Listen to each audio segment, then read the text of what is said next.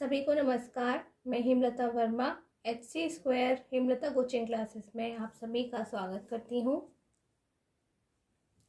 हमने अपनी पिछली क्लास में उसकी 5 प्रॉपर्टीज़ के बारे में पढ़ा था और अभी भी हम प्रॉपर्टीज़ ऑफ लाइट को ही डिस्कस कर रहे हैं, जहाँ दो बहुत ज़्यादा इम्पॉर्टेंट प्रॉपर्टीज़ है। It is called reflection means परावर्तन एंड रिफ्रैक्शन मीन्स अपवर्तन। इन दोनों को डिस्कस करने वाले हैं। रिफ्लेक्शन कहाँ कहाँ होगा? हर वो जगह जहाँ पर लाइट ट्रेवल करती है वहाँ पर रिफ्लेक्शन होगा। इसलिए हमें एक ना एक मीडियम की ज़रूरत है। नीड अ वन मीडियम, यानी कि एक ही माध्यम की ज़रूरत है। किस तरह से? सपोज कीजिए दिस इज़ अ कंडीशन। इस एटमॉस्फेयर के अंदर ये मैंने एक लाइन खींची है, यानी कि यहीं पर हमारा जो रिफ्लेक्शन का काम है वह होने वाला है। और रिफ्लेक्शन होने के लिए हमारे पास कोई ना कोई पहले लाइट होनी चाहिए, चाहे वह सूरज की लाइट होनी चाहिए या घर में बल्ब की लाइट होनी चाहिए, बट पहले लाइट होनी चाहिए। जब लाइट होगी तो वह उसी मीडियम में जाएगी। या तो यहाँ पूरे में वाटर होना चाहिए, या ये ग्लास होना चाहिए, ठीक, या फिर इसके अलावा यहाँ पर एयर होना चाहिए। एटलीस्ट एक मीडियम हमारे पास ज़रूर होना चाहिए जहाँ पर लाइट क्या करेगी? ट्रेवल करेगी और फिर वापस रिफ्लेक्ट करेगी। ठीक, तो यहाँ पे हमें लिखना पड़ेगा कि वह कौन कौन से मीडियम हो सकते हैं। वाटर हो सकता है, एयर हो सकता है, ग्लास हो सकता है और वैक्यूम भी हो सकता है, क्योंकि लाइट तो वैक्यूम में भी ट्रेवल करती है। ठीक, and what is refraction? Refraction means अपवर्तन। यह क्या होता है? यहाँ पर एटलीस्ट 2 मीडियम की ज़रूरत होती है। एक बार में सिर्फ कोई एक मीडियम अकेला इस काम को या इस फिनोमिना को पूरा नहीं कर सकता, यह घटना नहीं घटी जा सकती। यहाँ पर एटलीस्ट आपको 2 मीडियम्स की ज़रूरत होती है। सपोज कीजिए यदि ऊपर के मीडियम का नाम एयर है तो नीचे के मीडियम का नाम ग्लास या वाटर और समथिंग एल्स ज़रूर होना चाहिए। ठीक, या तो यहाँ पर वायु होनी चाहिए और यहाँ पर कांच या पानी या कोई अन्य माध्यम का होना अति आवश्यक है। एंड जितने भी रिफ्लेक्शन है वह किस पर होगा? हमेशा मिरर्स के थ्रू होगा। जितने भी रिफ्लेक्शन या परावर्तन की घटना या फिनोमिना है वह कब होगा? मिरर के थ्रू होगा। मिरर को हम हिंदी में दर्पण कहते हैं। ठीक, अब फॉर एग्जाम्पल कि हमें रिफ्लेक्शन के लिए क्या चाहिए? मिरर चाहिए। मिरर के भी टाइप्स होते हैं। ठीक, एंड देयर इज लेंस। जो अपवर्तन है यानी कि रिफ्रैक्शन है, उसमें एटलीस्ट हमें 2 मीडियम चाहिए। और यहाँ पर ये जो घटना है या फिनोमिना है रिफ्रैक्शन या अपवर्तन का, वह लेंस में होता है, वह मिरर में नहीं होता है, वह लेंस में होता है। हिंदी मीडियम की बुक्स में लेंस को लेंस ही लिखा होता है। यदि आप इसका शुद्ध नाम जानना चाहते हैं हिंदी का, तो हम उसे ताल कहते हैं। पहले आपने नहीं सुना होगा पर आप याद रखें, उसे ताल कहते हैं। मिरर्स के भी 2 टाइप्स होते हैं। ठीक, और लेंसेस के भी टाइप्स होते हैं। ठीक, अभी हमें इतनी डीपली मिरर के टाइप्स और लेंस के टाइप्स को डिस्कस नहीं करना है। बस इतना याद रखना है कि जो 2 इम्पॉर्टेंट प्रॉपर्टीज ऑफ लाइट हैं, यानी कि प्रकाश के 2 प्रमुख गुण हैं जिसको बेस पर ये चैप्टर बना है, वह है रिफ्लेक्शन एंड रिफ्रैक्शन, यानी कि परावर्तन और अपवर्तन। रिफ्लेक्शन के लिए हमें एटलीस्ट वन मीडियम चाहिए, यानी कि एक माध्यम चाहिए, क्योंकि वह जिस रास्ते से आती है उसी रास्ते में वापस लौट कर जाती है। और ये केवल मिरर में पॉसिबल है, यानी कि केवल दर्पण में ही रिफ्लेक्शन को देखा जा सकता है। एंड अपवर्तन यानी कि रिफ्रैक्शन, एटलीस्ट 2 मीडियम्स चाहिए, लेकिन अगर 2 से ज़्यादा मीडियम होंगे तब भी रिफ्रैक्शन का फिनोमिना यानी कि अपवर्तन की घटना को घटाया जा सकता है, और यह हमेशा लेंसेज में ही पाया जाता है। इसलिए हम सबसे पहले अब रिफ्लेक्शन ऑफ लाइट को डिस्कस करेंगे हमारे चैप्टर में, और उसे ही पूरी अच्छी तरह से जितने भी उसके बेसिक्स हैं, रूल्स हैं, उन सभी को समझेंगे। रिफ्लेक्शन ऑफ लाइट हिंदी में कहते हैं प्रकाश का परावर्तन। तो यह आखिरकार होता क्या है? The phenomenon of bouncing back of light, bouncing back of light in the same medium after striking a shining surface like mirror, wall, ground, etc. is called reflection. Reflection क्या है? सपोज कीजिए ये एक है मिरर, ये mirror ही नहीं, wall भी हो सकती है, ग्राउंड भी हो सकता है, बट ये एक सरफेस है जहाँ एक लाइट जो है, एक रे ऑफ लाइट आती है और इस जगह आकर टकराती है। इट मीन्स टकराना ही यहाँ पे क्या है? स्ट्राइक करना। एक लाइट आती है, रे ऑफ लाइट आती है, स्ट्राइक करती है इस शाइनी सरफेस के ऊपर, और ये जो लाइंस हैं, डिज़ाइंस वाले जो लाइंस हैं, जो इंडिकेशन है, इट मीन्स कि ये जो साइड है इसको पॉलिश किया गया है, यानी कि चमकदार बनाया गया है, और ये जो रे चल कर आ रही है यानी कि प्रकाश की किरण चल कर आ रही है और इससे टकरा रही है, उसे ही हम बोल रहे हैं स्ट्राइकिंग अ शाइनिंग सरफेस। ठीक, अ रे ऑफ लाइट आती है, एक किरण आती है प्रकाश की और एक चमकदार तल से टकराती है, एंड देन वो उसी मीडियम में, यानी कि अगर यहाँ पे एयर है तो ये उसी में, ये वापस पीछे नहीं, ये दूसरी साइड बाहर नहीं निकलती है, उसी मीडियम में वापस लौट जाती है। It is called reflection, bouncing back of light. It is called bouncing back of light, अपने ही मीडियम में वापस से लौट जाना। The phenomenon of bouncing back, जैसे मान लीजिए मैं एक बॉल लेती हूँ और बॉल को, ये हमारी वॉल है यानी कि दीवार है, और मैं एक बॉल लेती हूँ और मैं उस दीवार पर से हिट करती हूँ। मैंने बॉल को हिट करा और बॉल क्या करती है? वापस हमारी तरफ ही लौट करके आ जाती है। जैसे ये रही मेरी बॉल लगी दीवार पे और ये वापस मेरे ही पास आ गई। It is called bouncing back.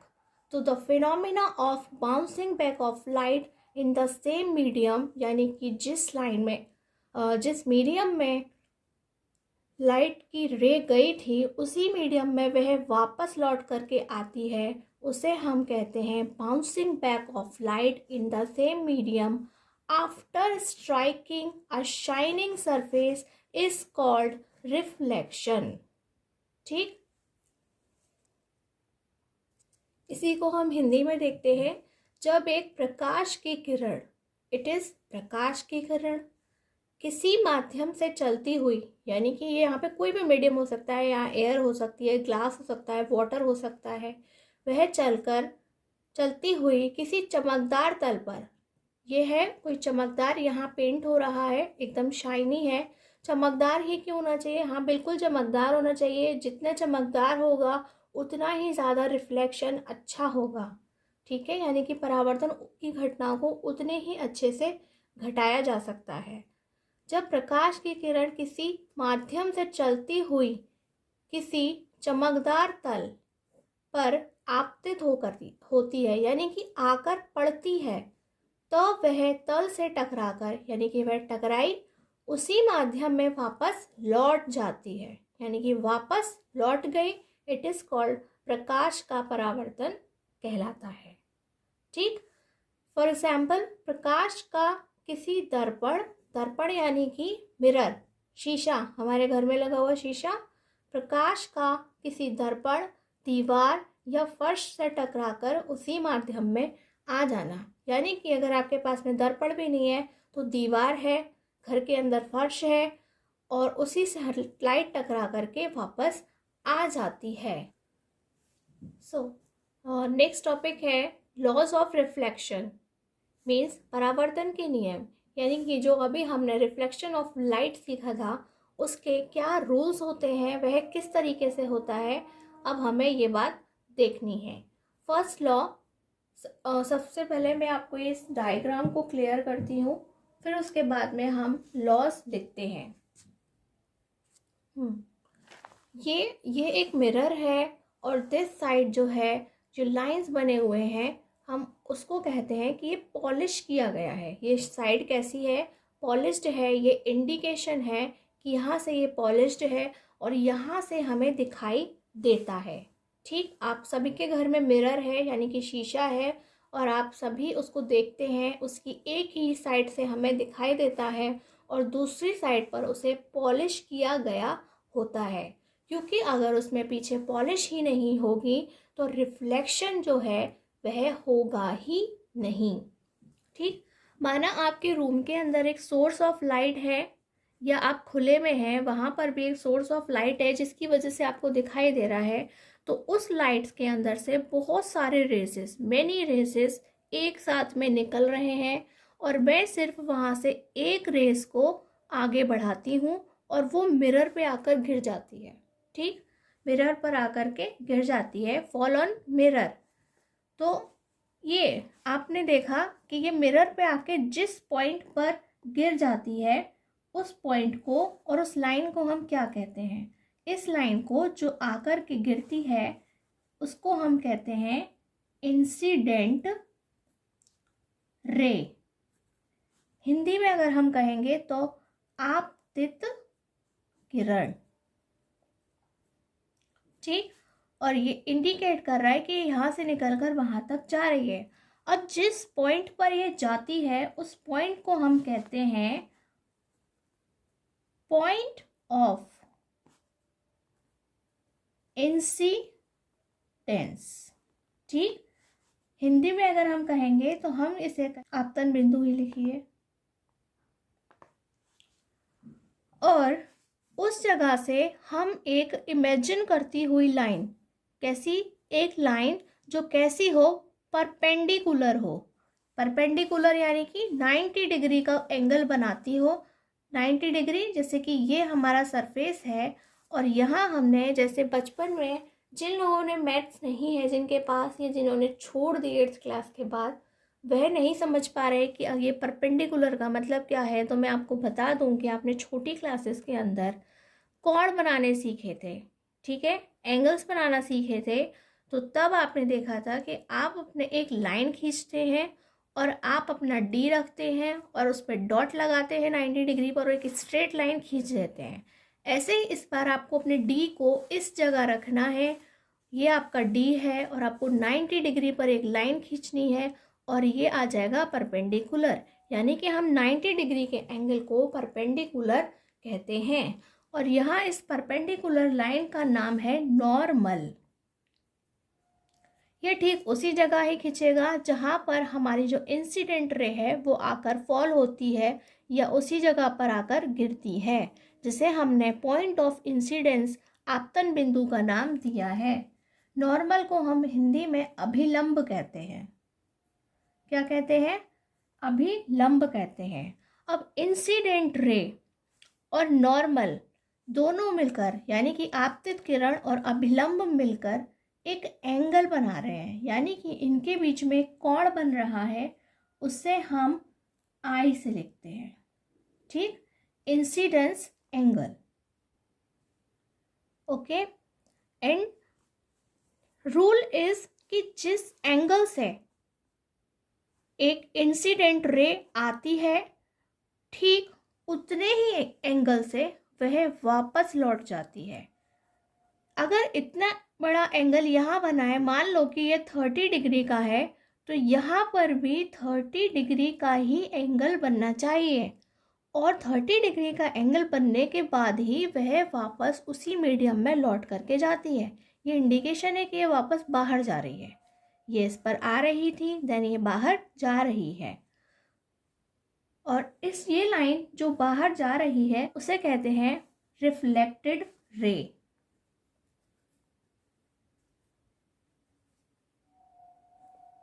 Hindi में हम कहते हैं इसे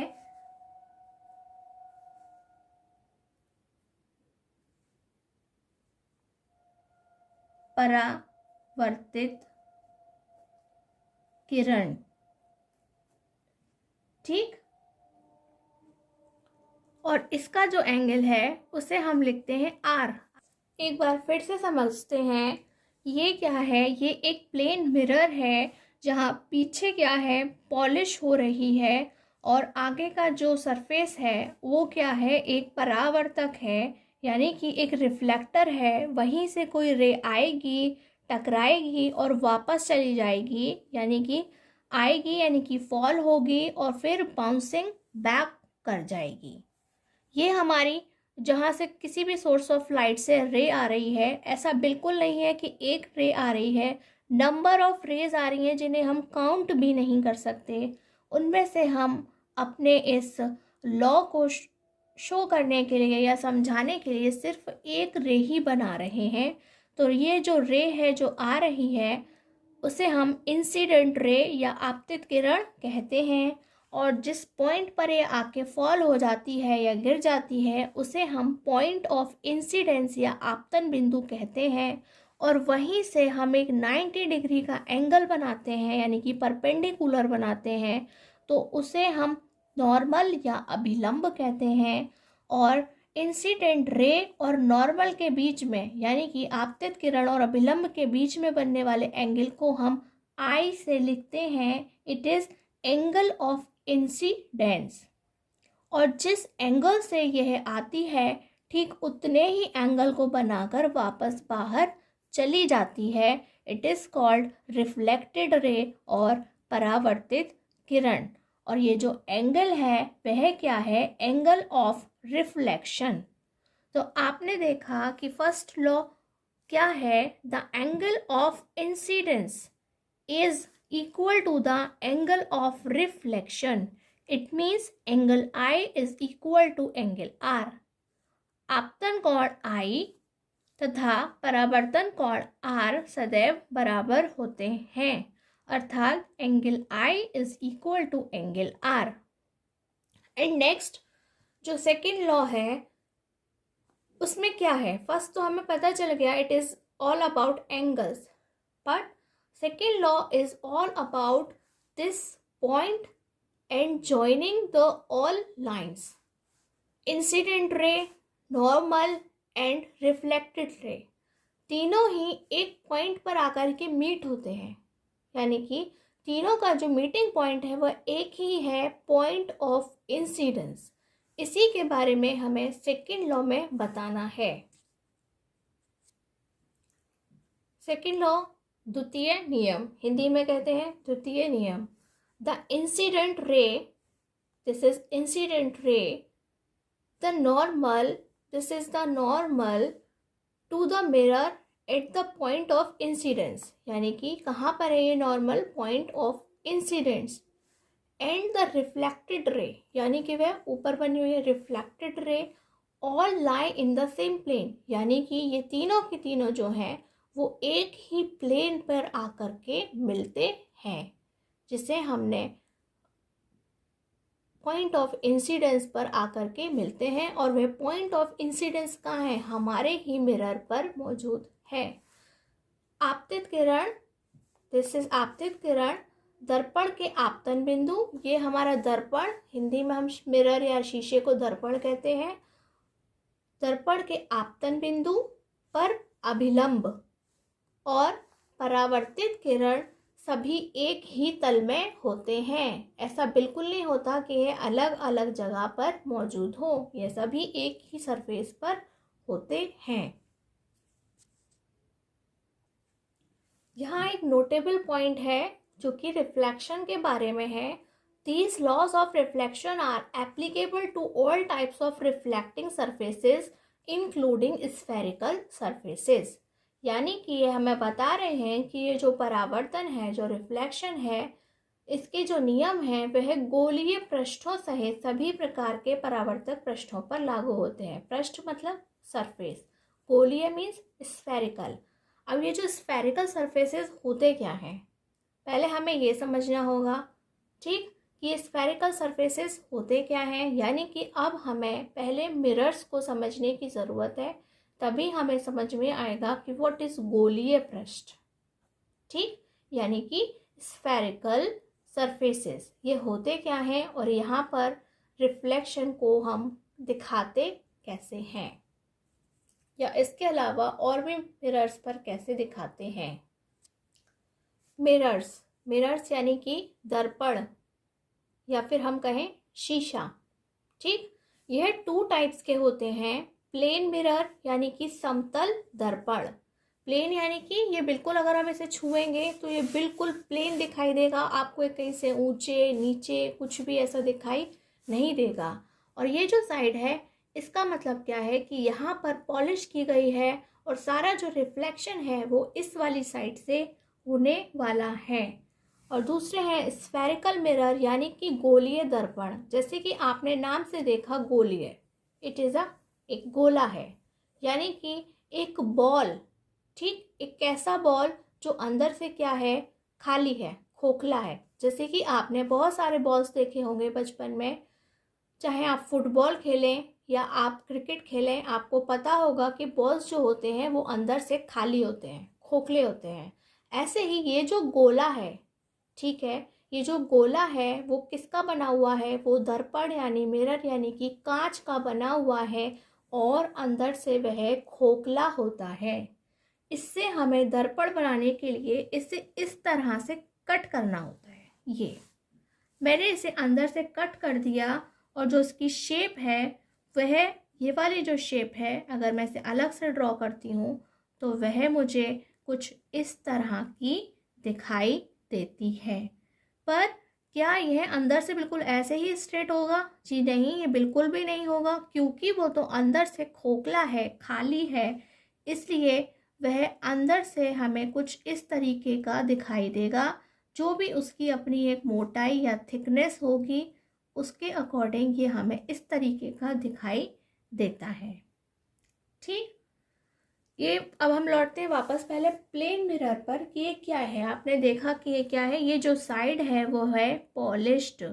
अगर इसकी एक साइड पॉलिश्ड नहीं होगी तो यह रिफ्लेक्शन का काम बिल्कुल भी नहीं करेगा। ये छूने में कैसा होगा, ये बिल्कुल सीधा होगा, या हम कहेंगे बिल्कुल सपाट है, कहीं से ये ऊबड़ खाबड़ ऊंचा नीचा नहीं है। और ये जो पॉलिश है वह किस चीज़ की गई है, वह सिल्वर की गई है। ठीक है, किसकी? सिल्वर की गई है। वह सिल्वर कोटेड है, यानी कि इसके ऊपर चांदी की एक पतली परत चढ़ाई गई है। चांदी ही क्यों चढ़ाई गई है? क्योंकि चांदी जो है वो 98% तक लाइट जो है उसको रिफ्लेक्ट कराता है। ठीक, ये क्या कराता है? 98% जो लाइट है उसको बाउंसिंग बैक कराने में हेल्प करता है। एंड इसे हम अगर हम देखें कि हमारे घर में प्लेन मिरर कहाँ है, यानी कि समतल दर्पण हमारे घर में कहाँ है, तो आपके घर में जो एक कॉमन मिरर लगा हुआ है, कॉमन मिरर एट होम। सो ये एक प्लेन मिरर का एग्जाम्पल है, आपके घर में लगा शीशा यानी कि दर्पण। ठीक, अब हम वापस लौटते हैं अपने स्फेरिकल मिरर पर, जहां हमने देखा कि ये किसका बना हुआ था। ये एक स्फीयर है, यानी कि एक गोला है जो कि खोखला है लेकिन कांच का बना हुआ है। और हम इससे मिरर बनाने के लिए इसे इस तरह से कट कर देते हैं और काटने के बाद ये कुछ इस तरह से दिख रहा है, लेकिन रियलिटी में ये हमें कुछ इस तरीके का दिखाई देता है। अब हमने इससे मिरर कैसे बनाए? ठीक, तो वह 2 टाइप से बनते हैं। ये देखिए, मैं इसे 2 बार अलग से फिर से ड्रॉ करके बना रही हूँ इस तरह से। ठीक, बिल्कुल इसी चीज़ को मैंने यहाँ पे से ड्रॉ किया है।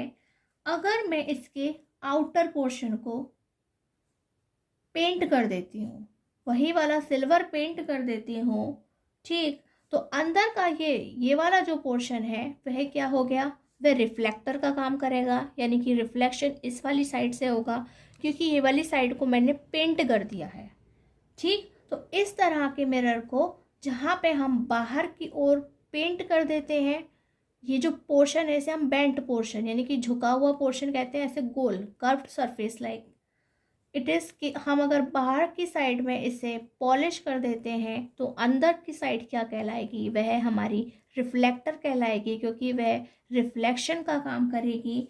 उसे हम कहते हैं कॉनकेव मिरर, ठीक। इसे हम क्या कहते हैं, कॉनकेव मिरर। अगर आप इसे देखें तो आपको ऐसा लग रहा होगा कि आप किसी गुफा के अंदर एंटर कर रहे हैं और गुफा को हम केव कहते हैं। कॉनकेव मिरर, हिंदी में हम इसे कहते हैं अवतल दर्पण, ठीक।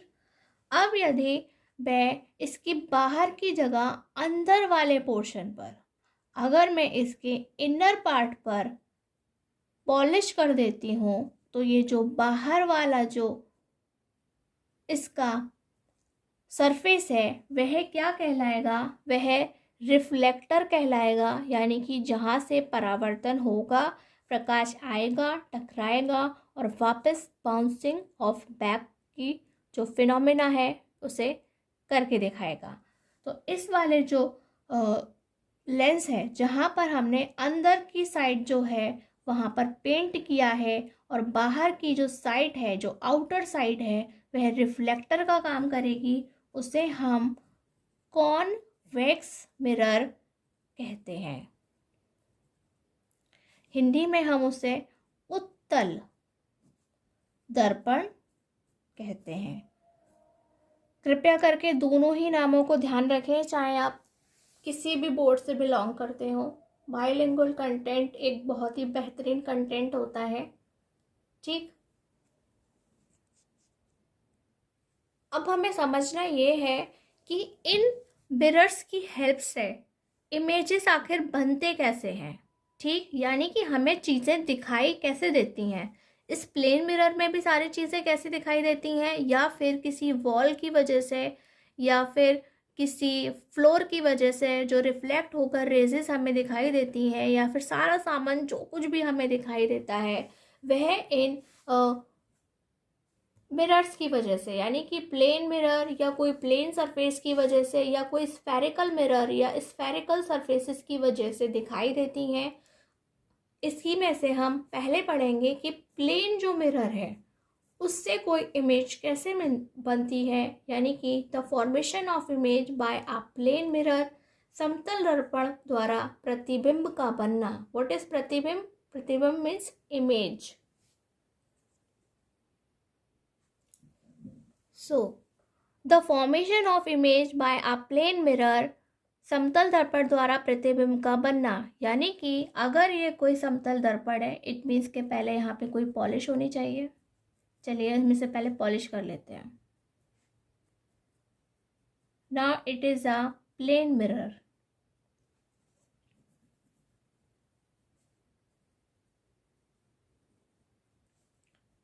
और समतल दर्पण आपके घर में लगा हुआ शीशा जिसमें आप रोज अपने आप को देखते हैं, ठीक। ये जो डॉट बना है, ये पॉइंट जो है आपका कोई ऑब्जेक्ट है, यानी कि ये कोई घर में रखा हुआ सामान है, तो वह हमें कैसे दिखाई देता है, ठीक। या फिर ये कह लो कि मिरर में वह हमें कैसे दिखाई देता है। तो हमारा जो दिखने का जो सिंपल लॉजिक है वह आप देखेंगे कि अगर आपके रूम में सबसे पहले तो कोई सोर्स ऑफ लाइट होना चाहिए।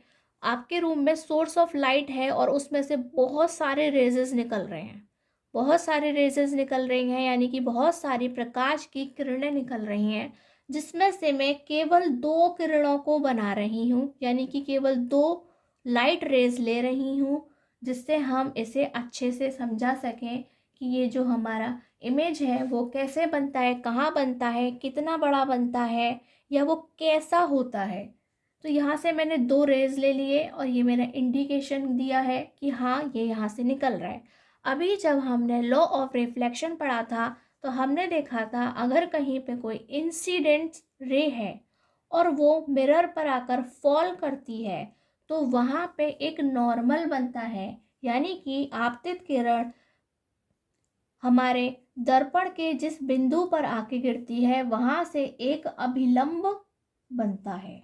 यानी कि ये मैंने 90 डिग्री का इस समतल दर्पण या प्लेन मिरर के अकॉर्डिंग एक 90 डिग्री का एंगल, एक सीधी रेखा या एक परपेंडिकुलर को खींच लिया है, जो कि क्या है इस पहली वाली रे के लिए। जैसे कि मैं इसका नाम ए रख देती हूँ, ओ, ठीक है, ओ ए ये पहली वाली रे है और ओ बी ये दूसरी वाली रे है। तो ये ओ ए रे है उसके लिए मैंने नॉर्मल बना लिया है, ठीक। और ये जो ओ बी है अगर वो भी आकर के फॉल करती है या गिरती है तो वह भी उसी पॉइंट पर एक नॉर्मल यानी कि एक अभिलंब बना लेती है। और हम जानते हैं कि नॉर्मल और इंसिडेंट रे के बीच में बने हुए एंगल को हम आई से लिखते हैं, ठीक। ये भी हम आई से लिखेंगे। अब जिस एंगल से यह आई है उसी एंगल से ही वापस लौट करके जाने वाली है।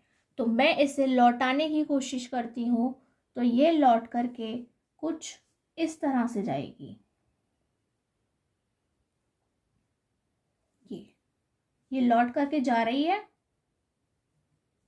इस तरह से। तो ये मैंने अपनी ओ ए रे के लिए बनाई थी और अब मैं ओ बी के लिए बनाऊंगी। तो जितने एंगल से यानी कि इतना बड़ा आई यहाँ से ये आ रही है, ठीक उसी तरह से इसे नीचे जाना होगा और मैं इसे उसी एंगल से लगभग नीचे ले जाने की कोशिश करती हूँ, ठीक। ये आई इधर से आई थी और ये एंगल जो आर है वह हमने बना लिया है।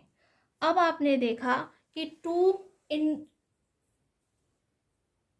टू रेज यानी कि 2 इंसिडेंट रेज आई थी और 2 रिफ्लेक्टेड रेज ही वापस टकरा करके जा रही हैं और हमें दिखाई दे रही हैं। यानी कि वो चीज़ उससे टकराने के बाद यानी कि किसी भी प्लेन मिरर या प्लेन सरफेस से टकराने के बाद वह हमारी आँखों पर दिखाई देती है, ठीक। हमें वह तभी दिखाई देती है, अदरवाइज हम उसे नहीं देख सकते हैं। कोई भी चीज़ जिस पर कोई लाइट ऑफ रेजेस पड़ रही हैं पहले वह किसी ना किसी सरफेस से टकराती हैं और उसके बाद वह जब रिफ्लेक्ट होती हैं तब हमारी आँखों में उनकी इमेज बनती है। अब यहाँ पे आपको इसकी इमेज बनती हुई तो नहीं दिख रही है लेकिन ये आँख दिख रही है। तो अगर हमें इसकी इमेज बनती हुई देखनी है तो वह हमें हमेशा मिरर के पीछे यानी कि दर्पण के पीछे बनती है। ये दर्पण का पीछे का पोर्शन है। अब आप कहेंगे मैम कि दर्पण जो यानी कि हमारे घर का जो शीशा है, मिरर है, वह तो एक फ्रेम में लगा हुआ है, वह दीवार पर टंगा हुआ है, तो और उस दीवार के पीछे तो किसी और का घर है, तो फिर तो क्या वह दूसरों के घर में जाके बनती है? नहीं, हम आपको ऐसा बना करके दिखा रहे हैं, हमें तो वह कुछ भी नहीं दिखाई देता है। इसीलिए ये जो इमेज होती है वह रियल नहीं होती है, ठीक। अगर मैं इसी को ठीक आगे बढ़ाती हूँ, ये जो लाइन है इसे मैं आगे बढ़ाने की कोशिश करती हूँ। यहाँ पर एक इमेजिनरी लाइन है ये, और मैं इसको भी, तो ये दोनों जहाँ पर आपस में मिलते हैं, this is the meeting point.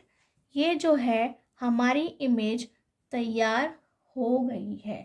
This is a image, image यानी कि प्रतिबिंब,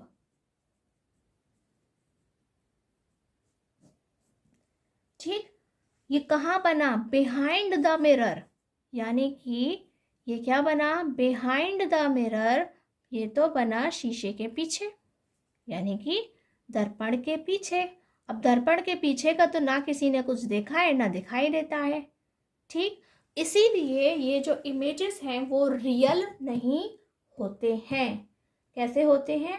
ये जो इमेजेस हैं वो रियल नहीं होते हैं, लेकिन यहाँ पे कुछ पॉइंट्स हैं जो बनते हैं कि यह हमेशा कैसे बनते हैं, ये हमेशा वर्चुअल होते हैं क्योंकि ये रियल नहीं है। हमें तो पर्दे के पीछे कुछ दिखता ही नहीं है, हमें तो इस मिरर के ऊपर ही दिखाई देता है, ठीक। हमें क्या दिखाई देता है? हमें तो मिरर में ही उसका पिक्चर दिखाई देता है। जैसे यदि आप शीशे के सामने खड़े हो जाते हैं तो आपको शीशे में ही अपनी शक्ल दिखाई देती है, ठीक है। तो आपने तो कभी देखी ही नहीं है कि मिरर के पीछे दिखाई देती है, जी दिखाई देगी भी नहीं। तो वह कौन सी इमेज है? यानी कि यहाँ जो इमेजेस बनती हैं वो वर्चुअल होती हैं, यानी कि आभासी। असल में वह है नहीं है, लेकिन हमें ऐसा लगता है कि है, ठीक। और इरेक्ट होती है। इरेक्ट मतलब सीधी। जैसे कि अगर आप शीशे के अंदर अपने पेन को ऐसे रखते हैं तो वह मिरर में भी ऐसा ही दिखाई देता है। ऐसा नहीं है कि वह आपके लिए उल्टा हो जाता है, या फिर ऐसा नहीं है कि वो इधर या उधर बेंट हो जाता है, यानी कि झुक जाता है। आपको वह बिल्कुल वैसा ही दिखाई देता है जैसे वह था। इट इज़ इरेक्ट, ठीक। इसे हम हिंदी में तो सीधा ही बोलते हैं। और इसका जो साइज़ है, ऑब्जेक्ट का जो साइज़ है, हमें उतना ही बड़ा दिखाई देता है जितनी बड़ी चीज़ हमने देखी थी। यानी कि आप मिरर में जितने बड़े उतने ही बड़े दिखाई देते हैं जितने बड़े आप हैं। कोई फ़र्क नहीं पड़ता मैंने आपको अभी यहाँ खड़ा कर दिया मिरर के, यहाँ खड़ा कर दिया, यहाँ खड़ा कर दिया, लेकिन आपकी जो इमेज है हर बार मिरर में उतने ही साइज़ की दिखाई देती है। वह आगे पीछे करने से बदलता नहीं है, ठीक। इसके अलावा जो नेक्स्ट है कि ये जो इमेज है वो भी सेम डिस्टेंस पर पीछे बनती है। अगर हम बनाने की कोशिश कर रहे हैं तो हम देख रहे हैं कि इनके बीच की जो डिस्टेंस है, दूरी है, वो भी आपस में कैसी है? बिल्कुल बराबर है।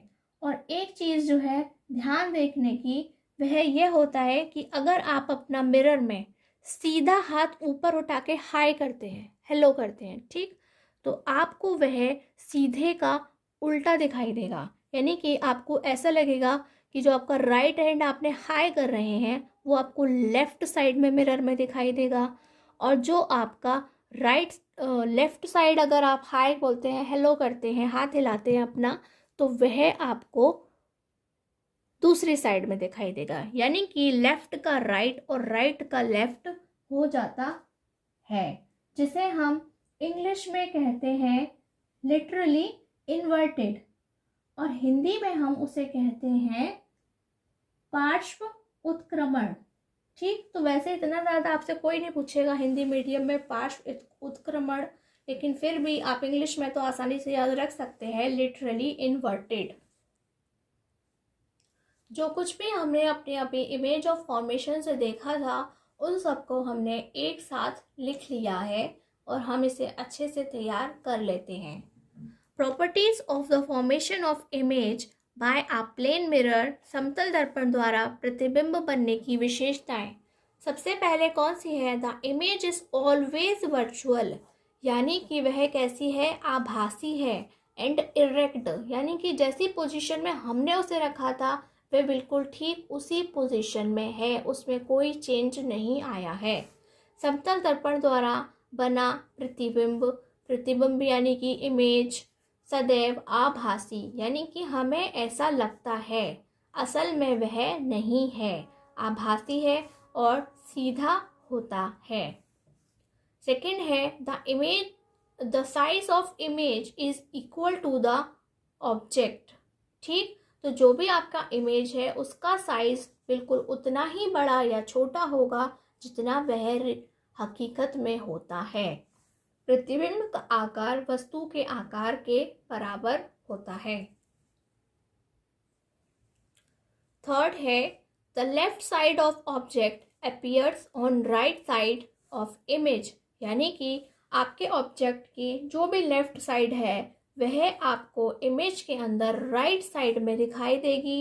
And the right side of object, और ऑब्जेक्ट का जो भी राइट साइड होगा, राइट पोर्शन होगा, appears on left side of image, यानी कि लेफ्ट का राइट और राइट का लेफ्ट हो जाएगा, जिसे हम मोबाइल फोन्स में मिरर इफेक्ट के नाम से भी देखते हैं।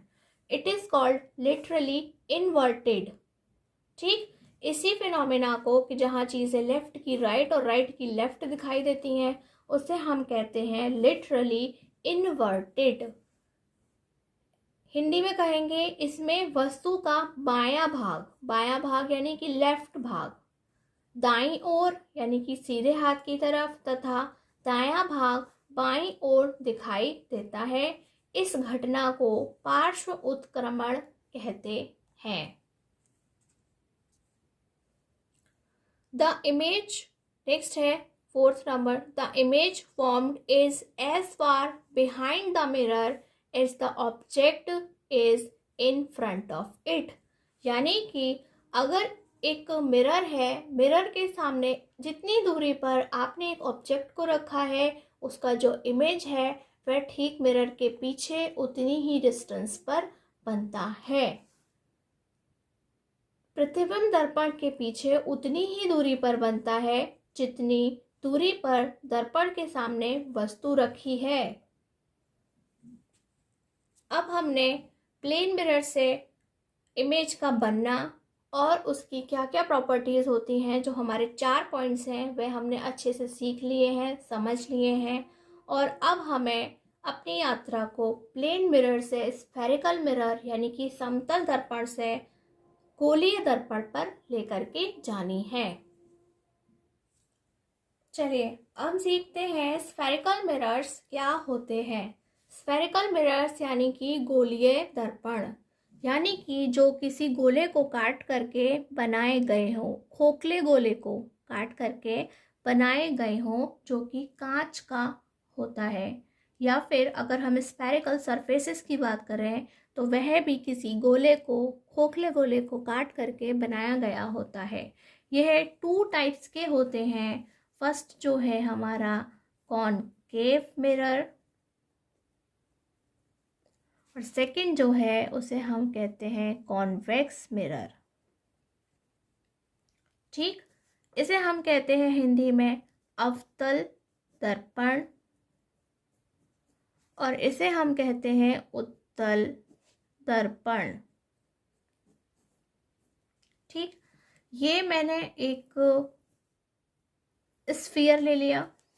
ठीक, इसे मैंने इसे बनाने के लिए कट कर दिया, और कट करने के बाद इसके ये वाले साइड को पॉलिश कर दिया, क्योंकि जब तक पॉलिश नहीं होगा इसका एक साइड, यह रिफ्लेक्ट नहीं करेगा।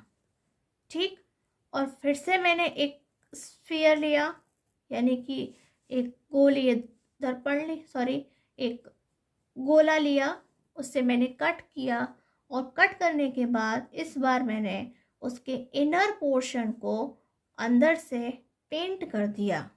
पहले हमने आउटर पोर्शन को पेंट किया था, अब हमने इसके इनर पार्ट को पेंट कर दिया है, यानी कि अंदर के भाग को पेंट कर दिया है, और इसे मैंने ये अलग से ड्रॉ कर लिया है। ठीक, कुछ इस तरह से। तो ये वाला जो बाहर का सरफेस है वह पेंटेड है, और अंदर का जो सरफेस है वो क्या काम कर रहा है, वह रिफ्लेक्शन का, यानी कि एक परावर्तक तल का काम कर रहा है। ठीक, एक रिफ्लेक्टर का काम या रिफ्लेक्टिंग सरफेस का काम कर रहा है। और ये वाला जो पोर्शन है, ठीक, उसे अंदर से पेंट किया था और मैंने बना लिया, ये पेंटेड पोर्शन है। और ये जो है हमारा ये वाला जो साइड है, बाहर का पार्ट है, वह क्या है, एक परावर्तक तल का काम कर रहा है, यानी कि रिफ्लेक्टिंग सरफेस का काम कर रहा है। अब रियल लाइफ में अगर आप देखते हैं कि आपने इसे कहाँ देखा है, आपने मिरर नहीं देखा है, लेकिन आपने कॉनकेव सरफेस और कॉन्वेक्स सरफेस दोनों को एक साथ अपने घर में देखा है। इसका एग्जाम्पल है, मेरे पास ये स्पून है, ये आपको दिखाई दे रही है, ये एक स्पून है।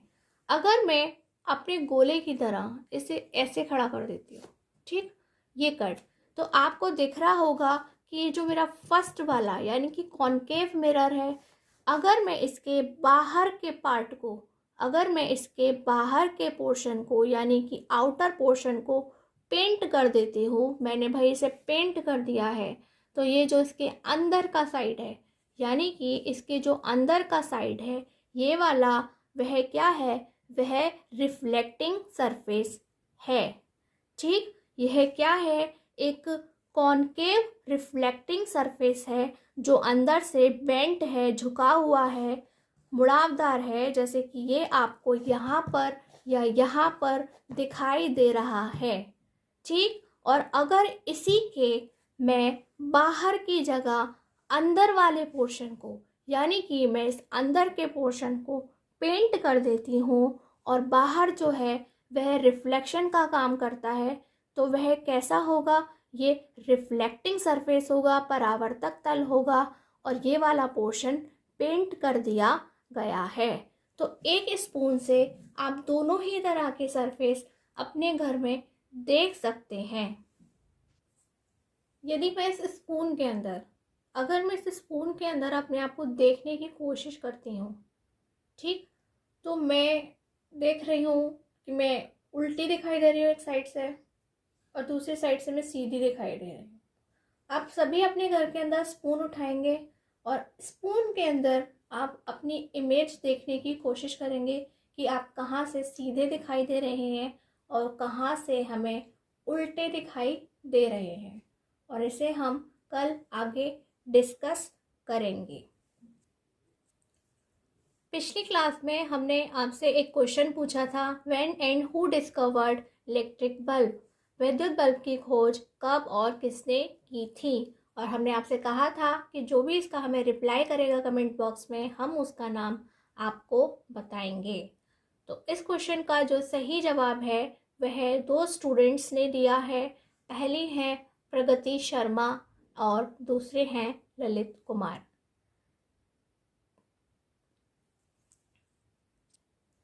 दोनों को ही हम धन्यवाद देते हैं कि उन्होंने बिल्कुल सही रिप्लाई किया है, कॉन्ग्रेचुलेशंस। और इसी तरह से आज हम फिर एक क्वेश्चन पूछने वाले हैं जिसका जवाब यदि आप हमें देते हैं और वह सही है तो हम अपने नेक्स्ट वीडियो में आपका नाम भी अनाउंस करेंगे। आज का हमारा क्वेश्चन है, where is the image formed by a plane mirror. आज हमने काफ़ी कुछ सीखा है जिसमें प्लेन मिरर के बारे में काफ़ी डिटेल्ड वे में सीखा है, रिफ्लेक्शन, लॉ ऑफ रिफ्लेक्शन के बारे में काफ़ी डिटेल्ड वे में सीखा है। तो आपसे क्वेश्चन है, where is the image formed by a plane mirror, समतल दर्पण में प्रतिबिंब कहाँ बनता है। इस सवाल का यानी कि इस क्वेश्चन का जो भी सही जवाब आप जानते हैं या जैसा भी जवाब आप जानते हैं, प्लीज़ उसे कमेंट बॉक्स में ज़रूर लिखें और हम कल आपका नाम ज़रूर बताएंगे। यदि आप अपने पेरेंट्स के फ़ोन को यूज़ करते हैं तो प्लीज़ आप अपने आंसर के साथ अपना नाम भी ज़रूर लिखें। और आज की यह क्लास आपको कैसी लगी हमें ज़रूर बताएं। धन्यवाद, नमस्कार।